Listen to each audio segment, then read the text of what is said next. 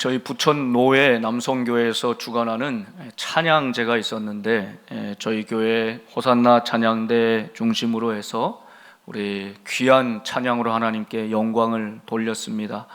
선곡도 너무 좋고 또 그 조화로운 소리와 또 은혜로운 가사가 온 회중들에게 큰 감동을 주었습니다. 너무너무 귀하게 섬겨주신 분들께 감사드립니다. 제가 이렇게 보고 있는데 옆에 앉은 목사님이 저희 교회 부목사 출신이세요.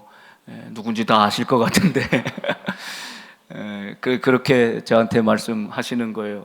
찬양이 너무 좋고 너무 잘한다. 역시 복된 교회다.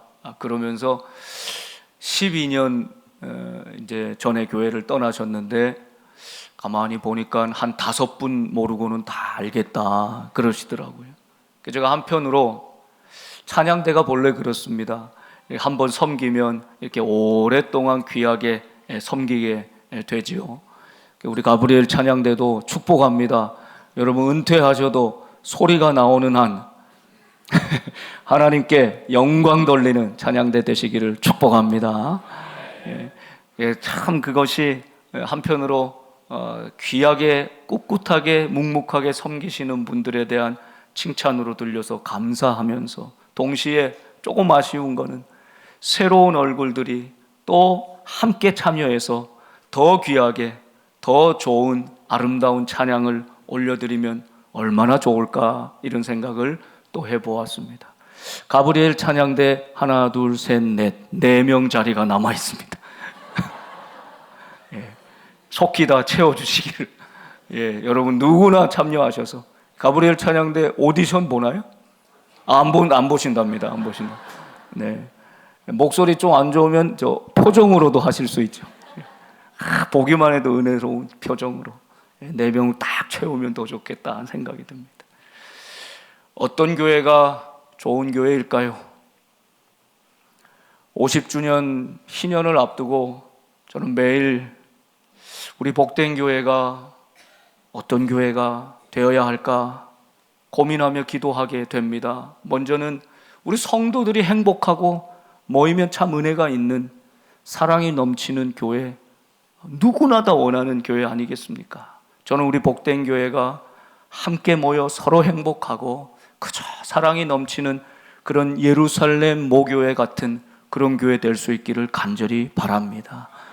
그런데 더 좋은 교회는 세상에서 칭찬하는 교회, 내가 예수 믿는다면 꼭 복된 교회 가고 싶다 하는 그런 교회, 지역 사람들에게 오히려 복이 되는 교회, 그 교회가 더 좋은 교회가 아닐까요? 한 걸음 더 나아가서 진정 좋은 교회는 주님이 보실 때, 하나님이 보실 때 참 착하고 충성된 종이다, 내가 이 땅에 복된 교회 세우기를 참 잘했다 하실 만한 주님 보시기에 좋은 교회인 줄 믿습니다. 성령의 충만함으로 이 땅에는 교회가 탄생했습니다. 그 첫 교회는 예루살렘 교회였습니다. 사도행전 1장 8절 한번 같이 우리 외우고 읽어볼까요? 시작. 오직 성령이 너희에게 임하시면 너희가 권능을 받고 예루살렘과 온 유대와 사마리아와 땅 끝까지 이르러 내 증인이 되리라 하시니라. 아멘. 성령 충만한 증인 공동체, 이게 교회입니다. 사도행전이 정의하는 교회입니다. 그런데 그 교회는 가만히 한 자리에 머물러 있을 수 없습니다. 처음부터 교회는 성령 충만하면 예루살렘과 온 유대와 사마리아와 땅 끝까지 이르는 움직이는 교회. 여러분 혹시 액체교회라는 이름을 들어보셨어요?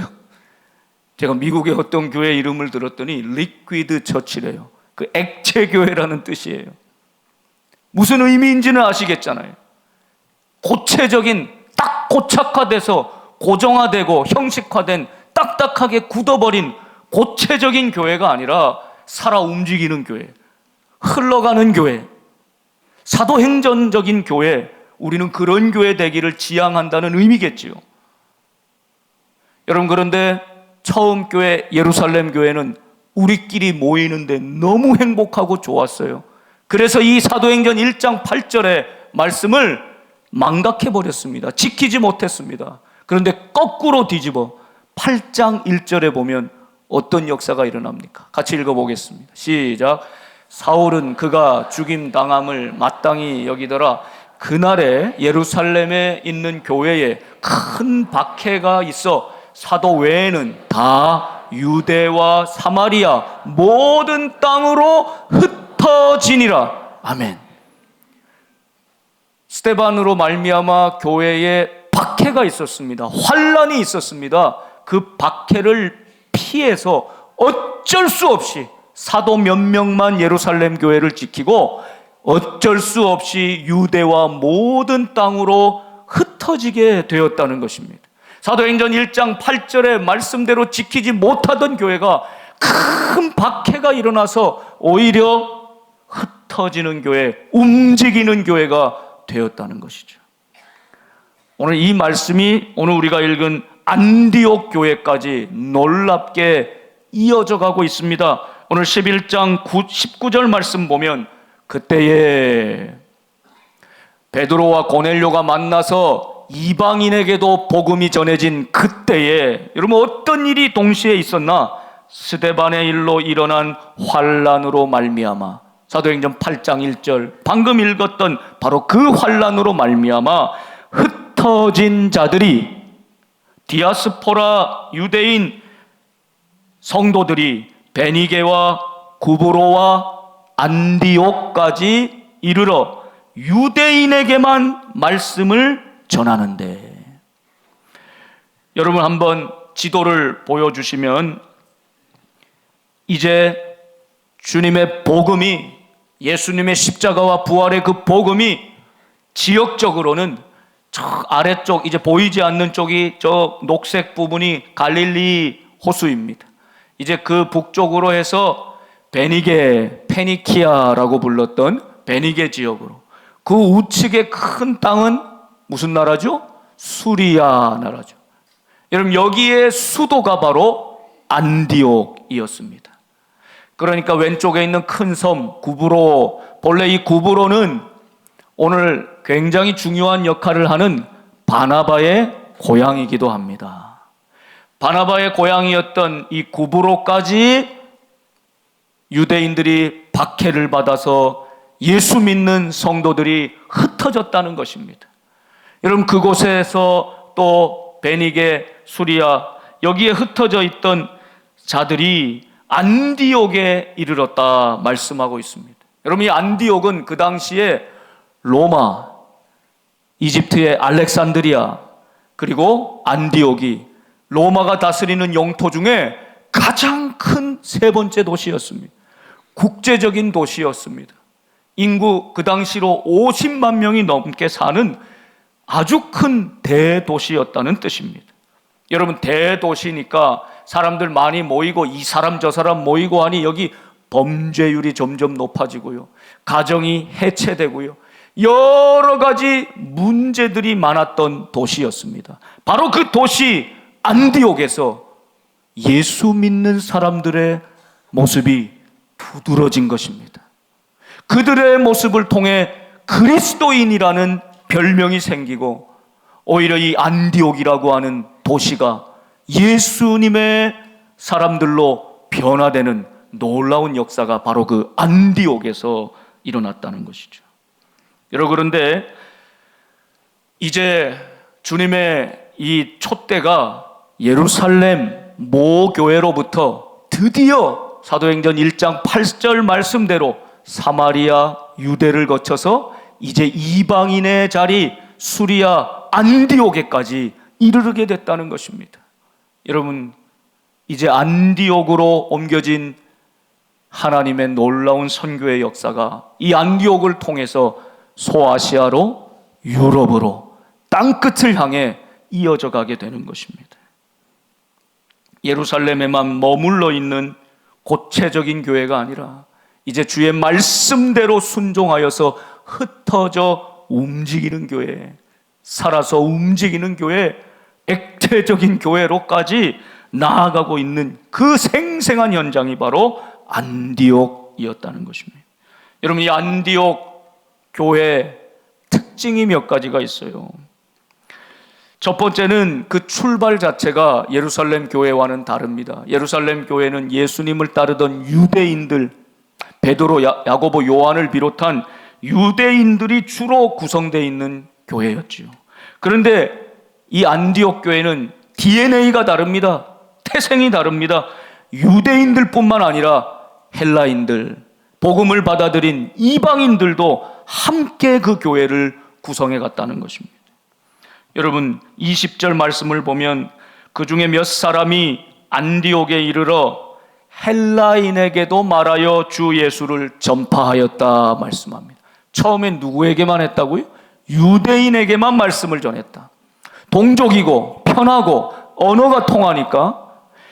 특별히 더욱더 중요한 사실은 이방인은 더러운 존재다, 부정한 존재다, 접촉해서는 안 된다라고 여겼던 그들이 이제 유대인에게만 말씀을 전하다가 이제 몇몇 사람이 그 유대인과 이방인의 선을 넘어서 헬라인에게도 다가가 주 예수를 전파하기 시작했다는 것입니다. 여러분, 우리가 이방인으로, 이주민으로 살아본 경험이 없이는 이걸 잘 이해하기가 어렵습니다. 여러분, 외지에서, 타지에서 정착해서 적응해서 살아간다는 것이 여간 어려운 일이 아닙니다. 제주도에서 목회하는 우리 목사님들 이야기를 들으면 제주도에서는 본래 제주도가 고향이 아닌 분들이 무태서, 육지에서 가서 목회하면 10년 정도 지나도 아직도 육지 사람으로 여긴다는 거예요. 정말 언제 떠날지 모르는, 그래서 경계하고 좀 배타적인 이런 게 아주 강하다는 거예요. 한 20년쯤 지나서 완전히 거기 녹아들어 살아야지만 이제 제주도 사람으로 받아준다는 것이죠. 여러분, 이게 쉬운 일이 아닙니다. 유대인들이 오랜 관습과 고정관념으로 유대인은 하나님의 선민이고 이방인, 헬라인은 접촉해서는 안 되는 죄인으로 여겼던 이 고정관념을 깨트리기가 여간 어려운 일이 아닙니다. 그래서 하나님께서는 고넬료에게 환상을 보여주시고 베드로에게도 환상을, 그것도 3번씩이나 보여주셔서 확실히 하나님의 뜻이 여기 있다, 이방인에게도 구원의 문이 열려 있다는 것을 베드로에게, 가장 영적인 지도자 우두머리인 베드로의 머리에 그 인식을 변화시켜 주시는 것이죠. 그리고 우리가 받았던 성령을 저들도 똑같이 경험하는 것을 목격하고 성령의 충만함을 경험하게 하신 것입니다. 여기 놀랍게도 몇몇 사람이 헬라인에게도 예수의 복음을 전하는 이 놀라운 행동이, 용기 있는 행동이 바로 선을 넘어 이방인에게도 복음을 전하는 계기가 됐고, 그것이 안디옥 교회를 시작하게 하는 결정적인 출발이 되었다는 것입니다. 여러분, 우리가 이 땅을 살아가면서 지켜야 될 선이 있습니다. 하나님과 나 사이에. 나는 피조물이고 인간이고 하나님은 하나님이십니다. 절대로 그 선을 넘어서는 안 됩니다.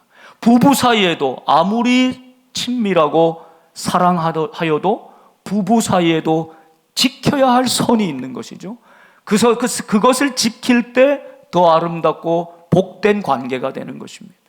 그러나 여러분, 대부분 인간이 만들어 놓은 모든 불의와 부정과 부조리와 차별에 인간이 만들어 놓은 선은 깨트리고 넘어서야 하는 것입니다.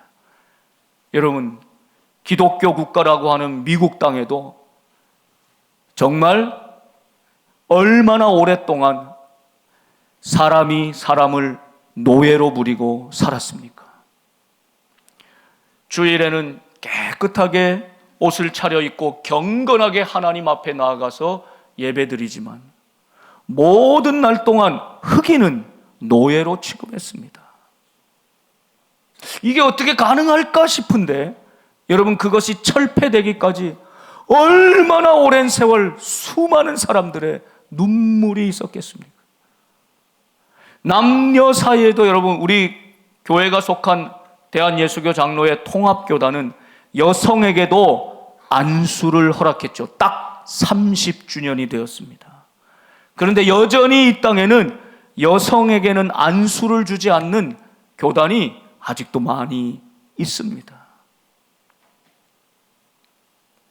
사람이 만들어 놓은 유대인과 이방인의 선, 남자와 여자 사이의 선, 주인과 종 사이의 선, 여러분, 이런 선들은 깨트리고 넘어서야지만 주님의 자유와 은혜의 복음 안에 살게 되는 것이죠. 지금 안디옥 교회는 그 출발 자체가 유대인에게만 아니라 헬라인에게도, 이방인에게도 복음을 전하여 함께 주의 몸된 교회를 이루어갔다는 것입니다. 이것이 놀라운 역사였습니다. 그 결과가 21절입니다. 우리 같이 한번 읽어볼까? 21절 시작. 주의 손이 그들과 함께 하심에 수많은 사람들이 믿고 주께 돌아오더라. 아멘. 주의 손이 함께 하시는 교회. 그래서 인간적으로는 유대인과 헬라인이 절대 하나가 될 수 없는, 가까이 할 수 없는, 문화적으로 종교적으로 다른 사람들이지만 주의 손이 함께 하심으로 그들이 하나가 되어 주님을 믿고 주께로 돌아왔더라. 여러분, 이게 교회라는 것을 안디옥 교회가 보여주고 있는 것입니다. 여러분, 이 소문이 예루살렘 모 교회까지 들렸어요. 예루살렘 교회 사람들은 22절 보면 이 소문을 들었습니다. 안디옥에 교회가 생기고 이방인들도 같이 신앙생활하고 있다는 소식을 들었습니다. 그리고 예루살렘 교회가 결정한 것은 놀라운 것이에요. 예루살렘 교회의 가장 주축이 되는 영적 지도자인 바나바를 안디옥까지 파송한 것입니다. 이 안디옥에 새로 세워진 교회를 든든히 세우기 위해서 자신들의 담임 목사 격인 바나바를 안디옥으로 파송하였다는 것입니다. 여러분, 참 놀라운 변화지요? 얼마 전까지만 해도 베드로가 가이사랴에 가서 고넬료라는 사람 집에 가서 성령 충만함을 받고 주 예수의 이름으로 세례를 베풀었다, 이 소리를 듣고는 예루살렘 교회 지도자들이 기뻐하였나요? 아닙니다. 베드로를 비난하고 조롱했습니다. 어떻게 할례자가 무할례자의 집에 들어갈 수 있느냐, 그들과 교제할 수 있느냐, 비난하고 조롱했습니다.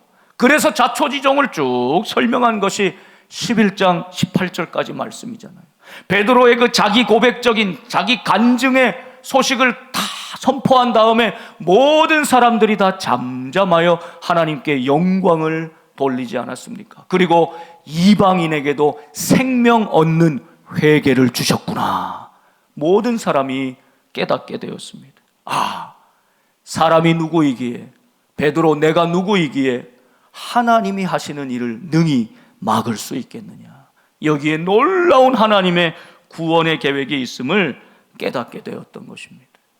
여러분, 이방인에게 복음이 전해졌다는 똑같은 소문을 듣고 베드로를 비난했던 예루살렘 지도자들이 지금은 어떻습니까? 이 소문을 듣고, 안디옥 교회 소문을 듣고 기뻐하며 바나바를 파송하고 있는 것입니다. 이만큼 예루살렘 교회가 성숙해가고 있음을 사도행전 말씀은 보여주는 것입니다.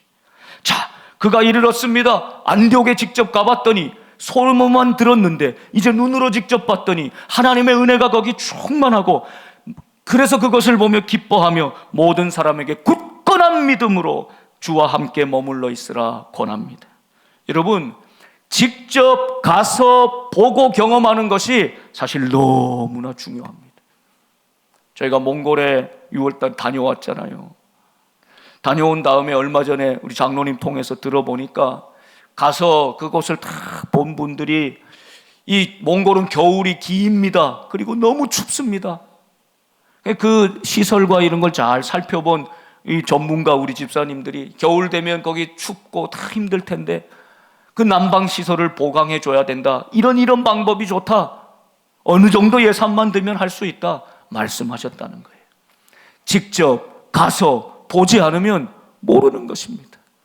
지금 안디옥 교회에 바나바가 직접 가서 목격하며 주의 손이 함께하고 은혜가 충만한, 예루살렘 모교회만 진짜 좋은 교회인 줄 알았는데 이 안디옥에도 이렇게 놀랍게 신앙 공동체가 만들어져 있다니, 바나바가 놀랍게 여기면서 저들을 권면하고 있는 것입니다.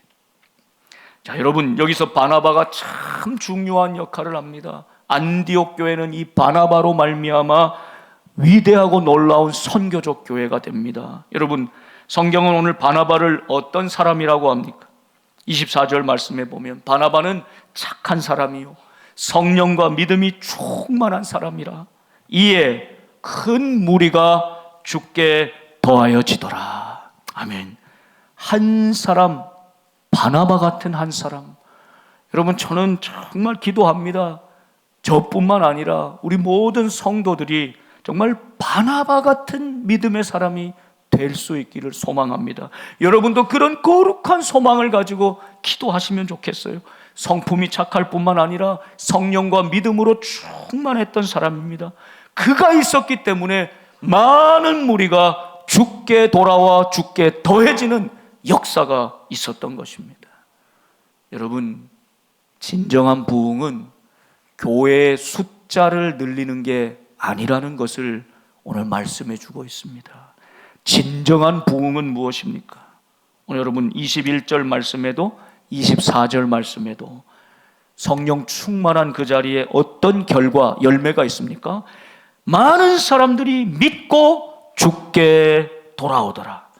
큰 무리가 주께 더해지더라. 우리 교회만이 아닙니다. 주님께 돌아오고 주님께 더해지는 역사가 있었다는 것입니다.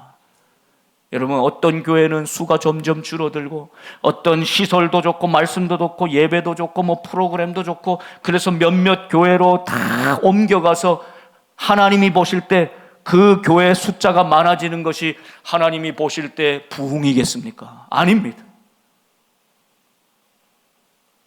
하나님이 보실 때 진정한 부흥이 무엇입니까? 예수님 알지 못하던 인생들이, 세상에서 방황하던 인생들이 주께로 돌아오고 주님을 믿고 주께 더하여졌더라. 주님께 속하여졌더라.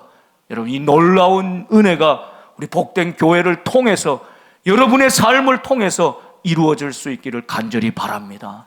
이것이 진정한 부흥이라는 것을 안디옥 교회는 진정한 성령의 역사로 주께 돌아오고 주께 더해지는 역사가, 부흥의 역사가 있었다는 것입니다. 여러분, 여기에서 그치지 않지요. 바나바, 위로의 사람은 누구를 찾으러 갔냐면 25절에 사울을 찾으러 갑니다. 사울은 다소에 가 있었거든요. 예루살렘으로 왔다가 핍박을 받고 정말 죽을 위기를 모면하고 그는 고향인 다소로 내려가 있었습니다. 그리고 시간이 약 10여 년 흘러버렸어요. 오늘 왜 알 수 있냐면 글라우디오 때 흉년이, 큰 흉년이 일어났다고 하잖아요. 여러분, 그때가 주후 45년경쯤 됩니다. 그러니까 바울이 예수님을 만난 후에 한 10여 년 세월이 흘러간 것입니다. 세상은 다 바울을 잊어버렸습니다. 예루살렘 사람들은 다 이 바울을 잊어버렸습니다. 그런데 바나바는 사울을 기억하고 있었어요. 여러분, 사울이 예수님 만나고 처음에 사람들이 배척하고 받아주지 않을 때 바나바가 그를 증명해 주지 않습니까? 위로의 사람. 세상은 다 잊어버렸지만 하나님이 사울에게 주신 그 지혜, 능력, 은사, 지식, 이것을 귀하게 여겼던, 사람을 귀하게 여겼던 이 바나바가 세상에 묻혀서 다소에 가서 피신해 있는 사울을 찾으러 간 것입니다. 여러분, 이 사울을 찾으러 간 사건이 안디옥 교회가 놀라운 선교적 교회, 선교의 기지가 되는 그런 전환점이 되고 있습니다. 보세요. 바나바가 사울을 찾으러 다소에 가서 26절에 보면 함께 읽어보겠습니다. 시작. 만남에 안디옥에 데리고 와서 둘이 교회에 1년간 모여 있어 큰 무리를 가르쳤고, 제자들이 안디옥에서 비로소 그리스도인이라 일컬음을 받게 되었더라. 아멘. 안디옥의 성도들이 이제 제자라는 이름이 아니라 그리스도인, 그리스도께 속한 사람, 그리스도 예수께 미친 사람이라는 소리를 세상에서 들었다는 것입니다. 저들의 자기 고백, 자기 정체성이 아니라 세상 사람들이 붙여준 별명이었습니다. 여러분, 우리가 예수님을 정말 제대로 바르게 온전히 믿을 때 우리는 그리스도인이란 이름으로 불리울 것입니다. 그 처음이 바로 안디옥 교회였다는 것이죠. 어떤 결과였습니까? 바나바와 사울의 만남, 그 시너지 효과가, 그 연합과 연대하는 것이 바로 이 안디옥 교회를 이토록 아름다운 교회로 만들었다는 것입니다. 그 둘이 교회에 딱 1년간 모여 있어서 그 수많은 무리들을 말씀으로 가르쳤습니다. 여러분 인생에 내가 예수님의 제자로, 훈련된 제자로, 그리스도인으로 정말 거듭나고 이렇게 정말 내가 예수님 만났다라고 하는 깊은 체험을 하는 시간은 그리 길지 않습니다. 여러분, 우리에게 허락된 시간 동안 정말 집중해서 6개월이라도, 아니 여러분 인생의 그 긴 인생의 1년만이라도 집중하여서 주의 말씀에 집중하고 기도의 훈련에 집중하고 정말 섬김의 훈련에 집중할 때 어떤 역사가 일어날 수 있는지를 오늘 말씀은 우리에게 도전하는 것입니다. 신앙은 어떤 면에서 평생 익어져가고 변화해가는 과정이지만, 그러나 아주 중요한 우리의 인생의 한 시기, 정말 주님을 위해서 말씀에 집중하고 정말 말씀을 연구하고 말씀의 맛을 보고 정말 기도에 집중하면서 1년만이라도 여러분 안디옥 교인들이 사도 바울 밑에서, 바나바 밑에서, 정말 그 좋은 스승 밑에서 1년간 집중해서 말씀과 경건과 기도의 훈련을 받을 때 저들의 삶이 변화된 것입니다. 그래서 세상 사람들이 볼 때 그리스도인이다, 저 완전 그리스도께 미쳐서 그리스도께 속한 사람들이다, 세상에 속한 사람들이 아니라 그리스도께 속한 사람들이다, 복된 교인이 아니라 그리스도인이다. 여러분, 이 진정한 변화가 이 말씀의 훈련, 경건의 훈련, 집중적인 이 훈련 속에 나타난 열매라는 사실입니다. 저는 우리 복된 교회가, 우리 사랑하는 성도님들이 다 시간은 다를 수 있습니다. 그런데 여러분, 그냥 세월을 흘려보내지 마십시오. 나중에 미루지 마십시오. 눈 다 침침해지고 귀 다 어두워져서 말씀이 들리지 않고 보려고 해도 이제 눈 침침해서 못 읽을 때가 옵니다. 여러분, 정말 집중해서 주님 품에 안기기 전에 말씀과 기도와 경건의 삶에 집중하는 시간이 있을 때 우리의 삶이 진정 그리스도인으로, 한 사람의 그리스도인을 만들어내는 우리 복된 교회 될 수 있기를 간절히 소망합니다. 여러분, 이것이 바로 안디옥 교회의 위대하고 놀라운 특징이었습니다. 예루살렘 교회는 모교회였지만 안디옥 교회는 세계 선교를 위한 하나님의 놀라운 교회였습니다. 마지막은 글라우디오 때 큰 흉년이 천하를 뒤덮을 때 이 안디옥 교회, 신생교회잖아요. 얼마 되지 않은 젊은 교회잖아요. 어린 교회잖아요. 그런데 이 교회가 얼마나 성숙하였냐면, 여러분, 그 제자들이 각각의 힘대로 유대에 사는 형제들에게, 고난당하고 있는 형제들에게 예루살렘 모 교회에 부조를 보내기로 작정하였을 뿐만 아니라 이를 실행했다는 것입니다. 그래서 바나바와 사울의 손으로 장로들에게 보내니라. 지원받는 교회, 작은 교회, 개척교회 머물러 있는 것이 아니라 처음부터 고난당하고 어려운 그 유대인 형제들을 생각하며 자신들의 마음을 모아 뜻을 모아 특별 구제 헌금을 보냈다는 거예요. 여러분, 여기서 더 은혜가 되는 것은 작정하고 29절, 30절 이를 실행하여. 어떤 분들은 29절에서 그칠 때가 많습니다. 작정은 해요. 감동은 받아요. 그런 소망은 가져요. 계획은 가져요. 그러나 이를 실행하는 것은 성령의 은혜인 것입니다. 여러분, 교회도 내년 신년을 바라보면서 정말 주님 기뻐하실 만한, 정말 우리가 지금까지 받은 은혜를 좀 이웃들에게, 세상에게, 미래를 위해서 어떻게 좀 베풀고 나누고 섬길까 고민을 많이 합니다. 기도하며 계획합니다. 그런데 여러분, 계획만 하면 무엇합니까? 작정만 하면 무엇합니까? 실행할 수 있는, 이것이 진정한 능력입니다. 성령이 함께 하셔야 되고 온 교회가 한 마음이 될 때 하나님이 우리에게 허락하신 것을 작정할 뿐만 아니라, 계획할 뿐만 아니라 실행하여서 세상에 하나님의 복을 흘려보내는 바로 선교적 교회, 안디옥 교회의 사명을 생각하게 되는 것이죠. 저는 우리 복된 교회가 우리끼리 모여서 편안하고 너무 익숙해서 좋은 그런 교회에 고착화돼서 머물러 있는 교회가 아니라, 이제는 일어나 흩어져 예수 그리스도의 이 말씀을 우리의 삶으로 증거하고 우리의 생활을 통해 실천해서, 그래서 그리스도인이 될 때 50주년 맞이하는 우리 복된 교회가 미래가 더 밝은 교회로 이 지역과 나라를 변화시켜 나가는 주의 은혜로 충만한 교회로 거듭나서 이 선교적 교회, 안디옥 교회와 같은 모습으로 더 힘차게 아프고 지치고 상한 이웃들 돕고 섬기는 교회로 나아갈 수 있기를 간절히 소망합니다. 기도하겠습니다.